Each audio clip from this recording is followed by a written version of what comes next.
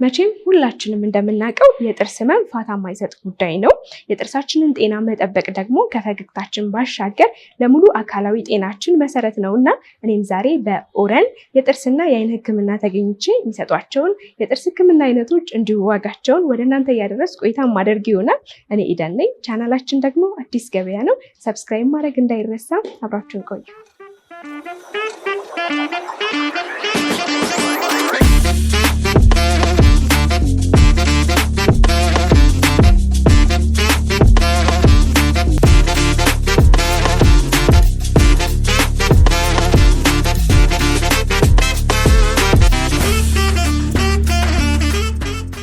ሰላም እንዴት ነሽ? እንኳን ደህና መጣሽ። እንኳን ደህና ቆየኸኝ። እንግዲህ ዛሬ በዋነኝነት ከጥርስ ህክምና ጋር በተያያዙ የሚሰጧቸውን አገልግሎቶች እንዲሁም ዋጋቸውን ለተመልካቾቼ ለማድረስ ነው ወደ እናንተ ብቅ ያልኩት። ራስንና ድርጅታችሁን ከማስተዋወቅ ጀምርልኝ። እሺ መልካም፣ እንኳን ደህና መጣሽ በድጋሚ ልሻለሁ። ስሜ ዶክተር ቢኒያም ተሾመ እባላለሁ። ኤክስፐርት ዴንታል ሰርጀን ነኝ። ያው በኦረን የጥርስ ህክምና ክሊኒክ እና የአይን ህክምና ክሊኒክ ውስጥ ሰርጀን ሆኜ በማገልገል ላይ ይገኛለሁ። ክሊኒካችን እንግዲህ በዋነኝነት ሁለት አይነት አገልግሎቶችን ይዞልን መጥቷል። የጥርስ ህክምናና የአይን ህክምና ላይ። ስለዚህ ሁለቱንም በአንድ ላይ የሚያገኙበት ነው። ፈገግታቸውንም እይታቸውንም ትኩረት የሚያገኙበት አንድ ቦታ ላይ ነው ያለው ማለት ነው። መልካም። እሺ እንዳልኩ ዋነኛው የጥርስ ህክምና ነው የመጣሁት። እናንተ ጋር የሚሰጡትን የጥርስ ህክምና አገልግሎቶች እንዲሁም ዋጋቸውን እስቲ ከነሱን ጀምር። እሺ እንግዲህ በዋነኝነት ያው ወደ ዴንታል ስለመጣሽ የጥርስ ህክምናውን ወደ ህክምና ክፍል ሄደን ያሉትን ሰርቪሶች እና አገልግሎቶች እነግርሻለሁ ማለት ነው። ደስ ይለኛል። እሺ ይሄ እንግዲህ ያው የጥርስ ህክምና አገልግሎት የምንሰጥበት ክፍል ነው። በዋነኝነት እነዚህ ማሽኖች አሉ። ያው እዚህ ላይ ብዙ ነገሮችን የምንሰራበት ነው። ፕሮሲጀሮችን፣ ጥርስ ሙሌት፣ እጥበት፣ የተለያዩ ነገሮችን በዋነኝነት የምንሰራበት ቦታ ነው። ያው አዲስ ቴክኖሎጂ ያመጧቸው በ2025 የተመረቱ ምርቶች ናቸው፣ በውጭ ያስገባ ናቸው። እዛ ጋርም ተመሳሳይ ምንድነው በተመሳሳይ ሰዓት የተለያዩ ሐኪሞች የተለያየ አገልግሎትን ለመስጠት በሁለት እንትን አምጥተናል። አንድ አይነት ማሽን ሆኖ ሁለት ታካሚዎችን ለማከም ለምን እዚህ ጋር ዌይቲንግ ኤሪያውን ለመቀነስ ሰው ወረፋ ለምሳሌ የጥርስ ህክምና እንትኖች ጊዜ ይፈልጋሉ። ባለሙያው ጊዜ በደንብ ወስዶ ያን ነገር ሲሰራ ምንድነው ታካሚዎች እዚህ ጋር ዌይቲንግ ኤሪያቸው ረጅም ይሆናል። ያንን ነገር ለመቀነስ የተለያዩ ሐኪሞች አሉ፣ ስፔሻሊስት ሐኪሞች አሉ። እንደየስራው የተለያየ እንትን አዘሴም ታይም ለመስጠት ይረዳናል። መልካም። እንግዲህ አሁን የጥርስ ህክምና መሳሪያዎች እጅግ ዘመናዊ የሆኑ ነው። እናንተ ጋር ያሉት መሳሪያዎች ምን ያህል ዘመናዊ ናቸው? እንዲሁም ለታካሚው ምን ያህል ምቾት ይሰጣሉ? እንግዲህ ምንድነው ጥራቱን በጠበቀ ምክንያቱም አሁን የጥርስ ህክምና በጣም በአሁኑ ሰዓት ብዙ እንደመምጣቱም የተነሳ ቴክኖሎጂውም አብሮ ይዞልን የመጡት ነገሮች አሉ። ስለዚህ እነዛን ቴክኖሎጂዎች ወደኛ አድርገን በእኛ ስታንዳርድ አድርገን ለማህበረሰባችን ተገቢውን የሆነ አገልግሎት መስጠት ነው ዋናነት። ስለዚህ ምንድነው ለማህበረሰባችን ምንም ነገር ሊቀርበት አይገባም። ስለዚህ ጊዜውን ባዋጭ መልኩ ታካሚው አገልግሎቱን መስጠት ነው። ኦረን ደግሞ በእንደዚህ ዝግጅትን አጠናቆ ስራ ጀምሯል። መልካም። እንግዲህ እናንተ ጋር ከጥርስ ህክምና ጋር በተያያዘ ምን የህክምና አገልግሎቶችን ትሰጣላችሁ? እንግዲህ ያው ሙሉ ለሙሉ አሁን የደረስንባቸውን ቴክኖሎጂዎች እንዳልኩሽ በመጠቀም የተለያየ ህክምናዎችን መስጠት ጀምረናል። ያ ምንድናቸው? ለምሳሌ አንድ ሰው ታሞ ሊሆን ይችላል፣ ሳይታመም ቼክአፕ ሊሆን ይችላል፣ የውበት ጉዳይም ጥያቄ ሆኖበት ሊሆን ይችላል። ስለዚህ እንደው ታካሚዎቻችን በሁለት አይነት መልኩ ብንከፍልና ብናይ ደስ ይለኛል። ያ ምንድነው? አንደኛው ታሞ ሲመጣ ወይም ደግሞ ችግሩ አጋጥሞት ሲመጣ ለምሳሌ ጥርስ ህመም ሊሆን ይችላል፣ የአፍ ጠረን ሆኖበት ሊሆን ይችላል፣ ወይ ደግሞ የተለያዩ ነገሮች ከጤና ጋር ነክ ጋር የሆኑ ነገሮችን አጋጥሞት ሊሆን ይችላል የመጣው። ስለዚህ እነዛን ህክምናዎች እኛ ጋር እንሰጣለን። ለምሳሌ የተቦረቦሩ ጥርሶች ሊሆኑ ይችላሉ፣ እነሱን መሙላት ወይም ደግሞ ባስ ያለ ከሆነ የስር ህክምና መስራት። ጥርስ በተለምዶ ያው የታመመ ሁሉ መነቀል የለበትም። ምክንያቱም አንድ ጥርስ መጨረሻ እንትን የሚሆነው የሚነቀለው ምንም አይነት ሊታከም ሊድን በማይችልበት ሁኔታ ውስጥ ሲገኝ ብቻ ጥርስ እንነቅላለን። ስለዚህ ሊድን የማይችልበት ደረጃ ሲደርስ ብቻ ነው። ግን እስከዛ ምንድነው ብዙ አይነት ስቴፖች አሉ። ጥርስ መጀመሪያ ይሞላል። በሙሌት አልሆን ካለ የስር ህክምና አለ።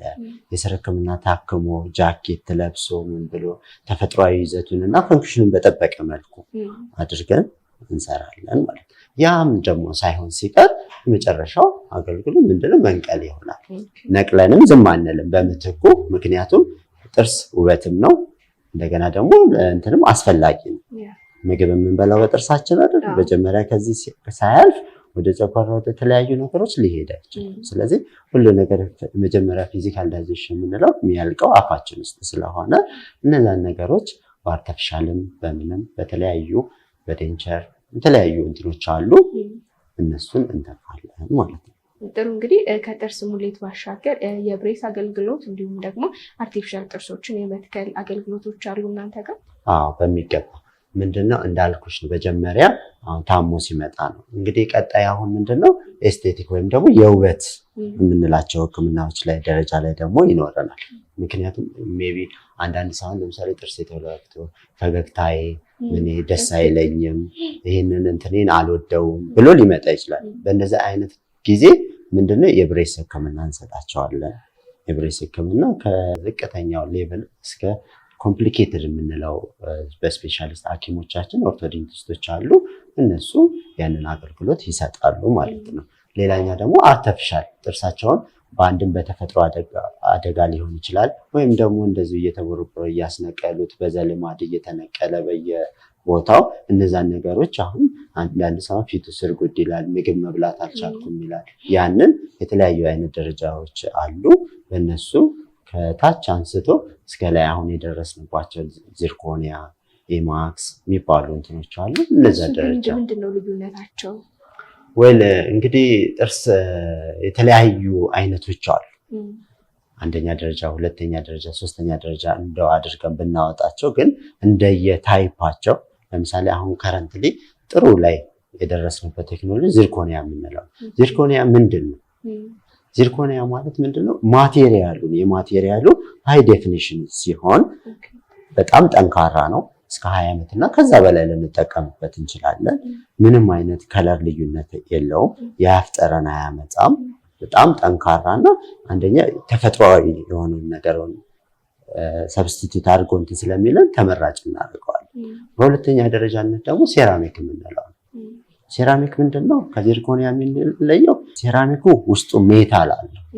ያ ሜታሉ ለስትሬንግዝ የምንጠቀመው ለጥንካሬ። ምክንያቱም ልክ ሜታሉ እንዳለ ሆኖ በዛ እንትን ላይ ሴራሚኩ ቬነር የሆነና በዛ ላይ ይሸፈንና ልክ የጥርስን ከለርና ውበትን ባማከለ መልኩ ምንድነው ሃንድ ሜድ ነው። ዚርኮኒያ ለምሳሌ ካድካም ቴክኖሎጂ አሁን የደረስንበትን ካድካም ቴክኖሎጂ ሲስተም ነው። አፕሊኬሽን አለ የራሱ ዲዛይን ተደርጎ ስካን አድርገን ያንን ስካን ወደ ውጭ ልከን ያን ይሰራል። እዚህም ይሰራል። ግን ምንድነው ከሴራሚኩና ከዚርኮኒያው ሞር ኦፍ ካድካም ቴክኖሎጂ ነው የሚሰራው። ሴራሚኩ ግን ሃንድ ሜድ እዚህ ቴክኒሻኖች አሉ፣ ቴክኒሻኖቹ ናቸው የሚሰሩት። ሌላም ደግሞ ክሮሞ ኮባልት፣ አክሪሊክ የምንላቸው አሉ። እንደየደረጃው ሰው እንደ አቅሙ መሰራት ይችላል ማለት ነው። እሺ ዶክተር፣ እንግዲህ አንዳንድ ጊዜ ከአርቲፊሻል ጥርሶች ጋር በተያያዘ የአፍ ጠረን ችግር ያመጣሉ ይባላልና እንደው ከሙያ አንጻር ይሄ እውነት ነው? እውነት ነው። በእርግጥ አንዳንድ ማቴሪያሉ በአይት ሰልፍ አሁን ለምሳሌ ክሮሞ ኮባልት፣ አክሪሊክን ብንወስድ ምንድነው ከጊዜ በኋላ የምንጠቀማቸውን ነገሮች ወደ ራሱ አርቲፊሻሉ አብዞርብ ያደርጋል። አብዞርብ ባደረገ ቁጥር ምንድነው ያ ነገር እየተከማቸ ሲሄድ የአፍ ጠረንን የማምጣት ከለር የመቀየር። አሁን እነዚህ ዚርኮኒያ፣ ሴራሚክ ላይ እንደዚህ አይነት ነገር የላቸው። ግላሲ ነገር ስለሆኑ የምንጠቀማቸውን ነገሮች ወደ ውስጡ አያስገባም። ስለዚህ ምንድነው ሞር ስትሬንግዝም ከአፍ ጠረን ጋርም ተያይዞ የሚመጣ ነገር እነዚህ ሁለቱ ማቴሪያሎች አያመጡም። ክሮሞ ኮባልት፣ አክሪሊክ ግን ከጊዜ ብዛት ወደ እነዚህ አይነት ነገር ያፍጠረን የማምጣት ነገር አለ፣ ከለር የመቀየር ነገር አለ።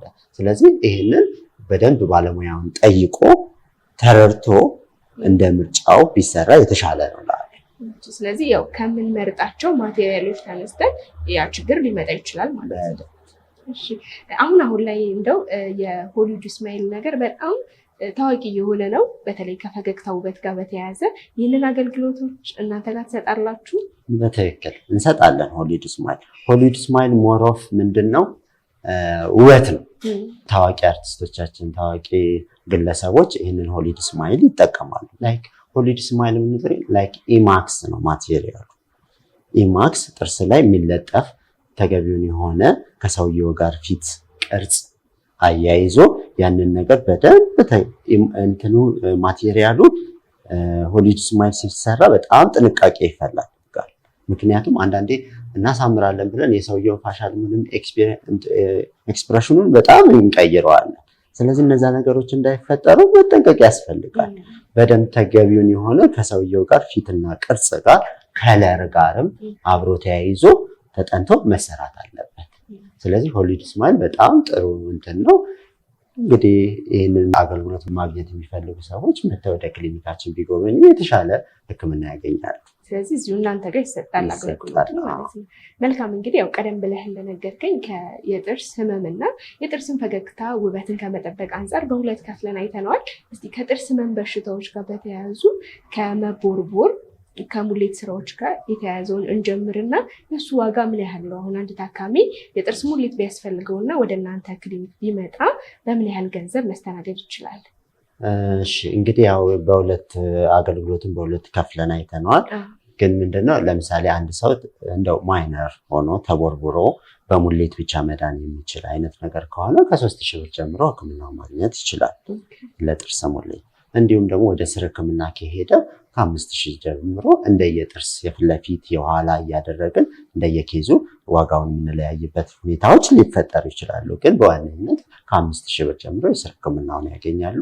የጥርስ ሙሌትን 3,000 ብር ጀምሮ ያገኛሉ። እጥበት ደግሞ ከ2,000 ብር ጀምሮ ያገኛሉ ማለት ነው።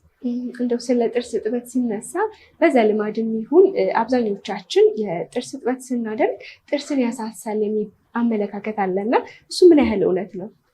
ያ ይሄ ትሬንድ ነው። ለምሳሌ በዘልማድ እንትን የምንለው ነው።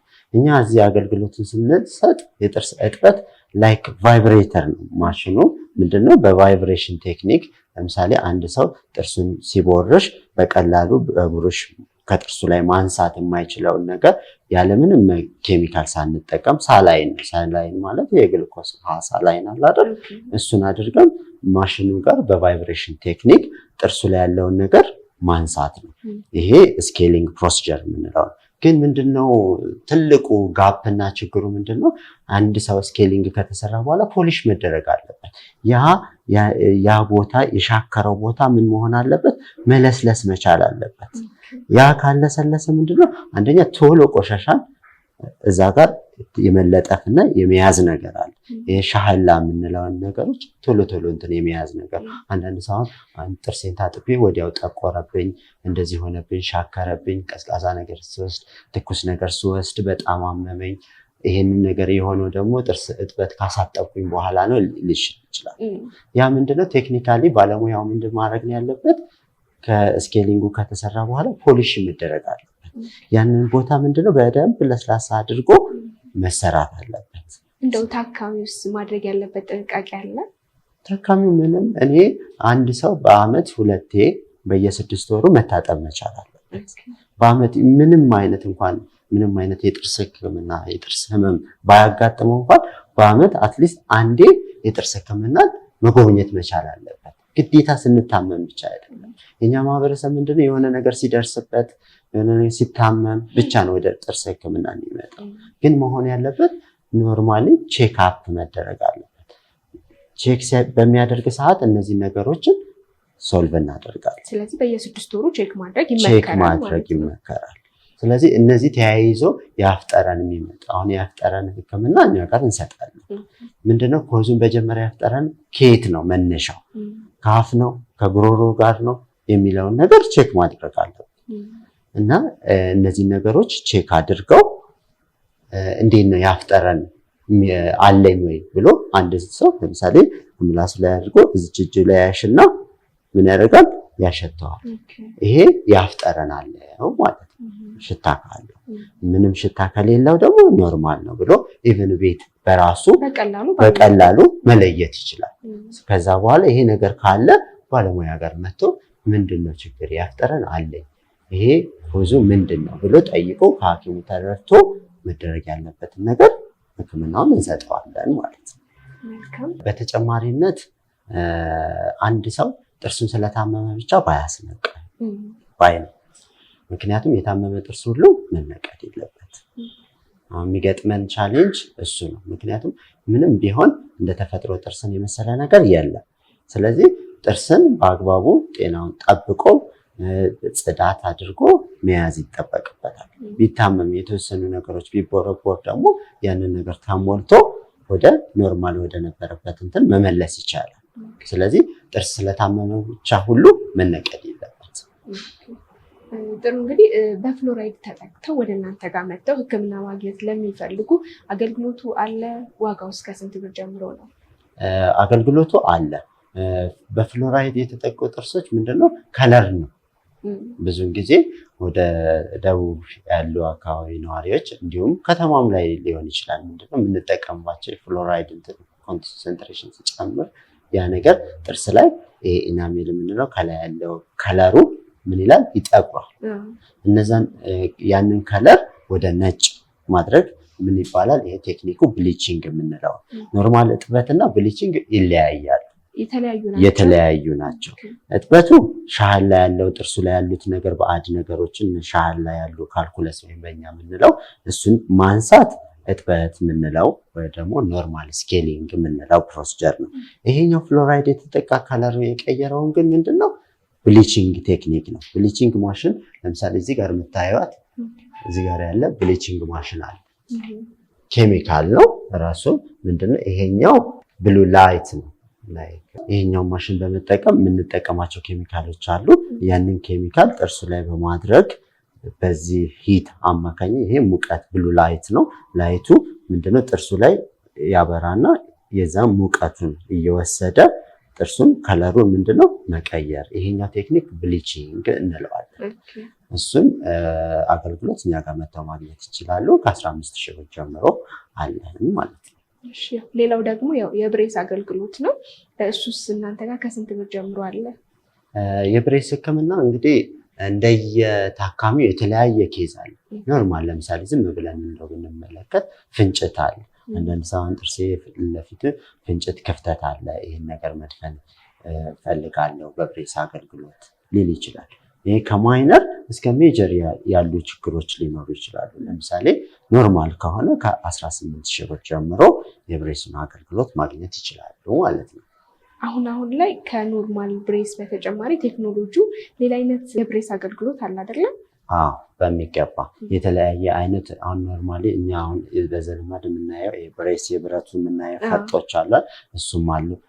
አላይነሮች አሉ፣ ክሊር አላይነርስ የሚባሉ ወይም ደግሞ በኢንቪዛላይን የምንለው ላይክ ኢንቪዛላይንስ ብራንድ ኔም አንድ ካምፓኒ የሚያወጣው የብራንድ ኔሙ ግን ምንድነው አጠቃላይ ክሊር አላይነር ኢንቪዚብል ሳይታይ ራሱ ታካሚው አውጥቶ እያስገባ የሚጠቀማቸው አሁን አድቫንስድ የሆኑ ቴክኖሎጂ ምንም ሳይል አንዴ ብቻኛ ጋር መጥተው ያንን ፓኬጅ ሙሉውን ወስደው መጠቀም የሚችሉበት ደረጃ ነው። ብሬስ አለ። ያንን አገልግሎት እንሰጣቸዋለን። እንደው የሱስ ዋጋ መታወቅ ይችላል? እሱን ከ80,000 ብር ጀምሮ አለ። ምክንያቱም ትንሽ እሱ ወደድ ይላል። እኛ ሀገር ስለማይሰራ ውጭ እንትን ብሎ እኛ ስካን አድርገን ብለን የፔሸንትን ወስደን ያ ስተዲ ተሰርቶ ወደ ውጭ ተልኮ ያን የሚመጣው ነው።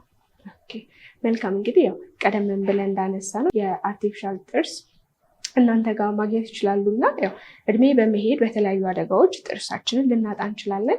እንዳልከኝ ከዚርኮኒያ ጀምሮ የተለያዩ አይነት ማቴሪያሎችን ተጠቅመን እናንተ ጋር ጥርሳችንን መሙላት እንችላለን። እሱስ ዋጋው ምን ያህል ነው? ከዚርኮኒያን ጀምርና የዚርኮኒያ አሁን በፐር ዩኒት በአንድ ጥርስ በዚርኮኒያ በአንደኛ ደረጃ ከሆነ 15,000 ብር፣ በሴራሚክ ከሆነ ከ7,500 ጀምሮ፣ ክሮሞ እንደዚህ እያለ እንደየደረጃው ይለያያል። ከ3,000 ብር አንስቶ እስከ 15,000 ብር ድረስ ማግኘት ይችላሉ። ሌላኛው ደግሞ መጨረሻ ላይ ያነሳ ነው ሆሊውድ ስማይል ነው። እሱ ዋጋው ምን ያህል ነው? ሆሊውድ ስማይልም ያው ምንድነው ኢማክስ ነው የምንጠቀመው እኛ ማለት ነው። በክሊኒካችን ላይ ማቴሪያሏ ናት። ኢማክስ ማለት ማቴሪያሏ ናት። ያቺን ማቴሪያል ኢማክስ ምንድነው ጥርስ ላይ እያንዳንዱ ጥርስ ላይ ሰው ፈገግ ሲል እስከ ኋላኛው ጥርስ ያለውን እንጠቀማለን። እሱም ተመሳሳይ ነው ከዚርኮኒያ ጋር 15,000 ብር በአንድ ዩኒት እናስከፍላለን። በአንድ ጥርስ ማለት ነው። በአንድ ጥርስ እንግዲህ የጥርስ ሕክምና አንዴ ተሂዶ ታክሞ የሚመለስ ነገር አይደለም፣ ክትትል ይፈልጋልና አከፋፈል ሂደት ውስጥ ከክትትሉ ጋር በተያያዘ በምን ያህል ጊዜ ሰዎች መክፈል ይችላሉ? እኛ ጋር እንግዲህ ምንድነው ሰው እንዳቅሙ፣ ምክንያቱም ሕክምናው ለምሳሌ የብሬስ አገልግሎት በአንድ የሚያልቁ ነገሮች አይደሉም። ምንድነው በየጊዜው በየወሩ ፎሎ አፕ ይኖራቸዋል። ስለዚህ የተወሰነ ፐርሰንት 30%ም 20%ም ከፍለው ህክምናውን ይጀምሩና ቀሪውን በየወሩ በሚመጡበት ቼክአፕ ጊዜ የተወሰነ 10% እያደረጉ እየከፈሉ አገልግሎቱን ማግኘት ይችላሉ። በአንዴ እንዳቅማቸው ሰው በአንዴ የሆነ ነገር ይፈልግና ያንን ነገር አቅሙ ውስንነት ስለሚኖር ያን ነገር መጠቀም አይችልም። ስለዚህ ይህን ነገር ከግምት ውስጥ በማስገባት የተወሰነ 20%ም 30%ም ከፍለው የአገልግሎትን ክፍያ ከ100% 30%ም ከፍለው ቀሪውን ደግሞ 10% እያደረገ እንዲከፍል እናደርጋለን። በጥርስ ህክምና ይሄን ያህል ከተነጋገርን ያው ኦረን ሲመጡ ሁለት ወሳኝ ነገሮችን ይዘን የመጣ ነው ለማህበረሰቡ፣ የጥርስ ህክምና አገልግሎትን እና የአይን ህክምና አገልግሎት። ስለዚህ በጥርስ ይሄን ያህል ካልኩሽ ሙያዬም ስለሆነ ሌላውን ደግሞ የአይን ህክምናውን እስቲ ላሳይሽና የተወሰኑ ነገሩን እነግርሻለሁ። እሺ እንግዲህ ወደዚህኛው ሳይድ ምንድነው የአይን ህክምና አገልግሎት የምንሰጥበት ነው። ከቅድመ ምርመራ አንስቶ ኦፒዲ፣ እዛኛው የአይን ሐኪም ስፔሻሊስቶች አሉ። እነሱ ህክምናውን ያደርጋሉ። ሪፍራክሽኖችም አሉ። ቅድመ ምርመራ ተደርጎ አንድ ሰው ያሉ የተለያዩ የአይን ችግር ካለ የእይታ አድማሱ ምን ያህል ነው የሚለውን ነገር ለይቶ አውቆ ወደ ህክምና የሚመጣበት ማለት ነው። እነዛ ችግሮች ምንድን ናቸው? ምንድነው ያጋጠመው ነገር? በሐኪሞቹ እነዛ ነገሮች ከተለዩ በኋላ ምናልባት የመነጽር አገልግሎት ሊሆን ይችላል። መነጽር ሊያስፈልገው ይችላል፣ ላያስፈልገው ይችላል። እንደዚሁም ሰርጀሪ ሊያስፈልገው ይችላል። እነዛን ነገሮች ከለዩ በኋላ ሐኪሞቹ ከለዩ በኋላ የሚያስፈልገውን ነገር ለታካሚው አገልግሎት የምንሰጥበት ኤሪያ ነው። እዚህ ጋርም የተለያዩ መነጽሮችም እዚሁ ማግኘት ይችላሉ። መነጽሮችም የተለያዩ መነጽሮች ከህፃናት አንስተው እስከ አዋቂ እዚሁ ማግኘት ይችላሉ። የማንበቢያ፣ የሳይት፣ ብሉከት የተለያዩ ነገሮች አሉ። እነዛን ከባለሙያዎቹ ጋር ዲስከስ አድርጎ ታካሚ የሚፈልገውን አገልግሎት እዚህ ላይ በኦረን የጥርስና የአይን ህክምና ማግኘት ይችላል ማለት ነው። በጣም ጥሩ። እንግዲህ ህክምናውን እዚሁ አግኝተው መነጽሩንም እዚሁ አግኝተው ለአይናቸው መፍትሄ ሰጥተው መሄዳቸው ትልቅ ነገር ነው። በተለይ ደግሞ የጥርስ ህክምናውም እንዲሁም የአይን ህክምናው አንድ ላይ መሆኑ ከጊዜም ከብዙ ነገር አንጻር ጠቀሜታ አለው ብዬ አስባለሁ። እንደው እነዚህ የህክምና አገልግሎቶች ማግኘት ለሚፈልጉ አድራሻችሁን አስቀምጥልን። አድራሻችን ሀያት የሚገኘው ወደ ጣፎ መንገድ ኖርዝ ጌት 2ኛ ፎቅ ላይ እንገኛለን። ስለዚህ ስልኮቻችንም አሉ፣ ዌብሳይቶች አሉ፣ ቲክቶክ አለ። ባሉት የሶሻል ሚዲያዎች ማግኘት ይችላሉ ማለት ነው። ጥሩ። እንግዲህ እኛም ስልካችሁን ከዚህ ስክሪን በታች እናስቀምጣለን። እነዚህን የህክምና አገልግሎቶች ማግኘት ለሚፈልጉ ደወል አድርገው እንዲሁም ደግሞ በአካል እናንተን መጥተው እንዲጎበኛችሁ መልእክታችን ነው። ጥሩ መረጃን የሰጠህን እናመሰግናለን። አመሰግናለሁ። መልካም ጊዜ።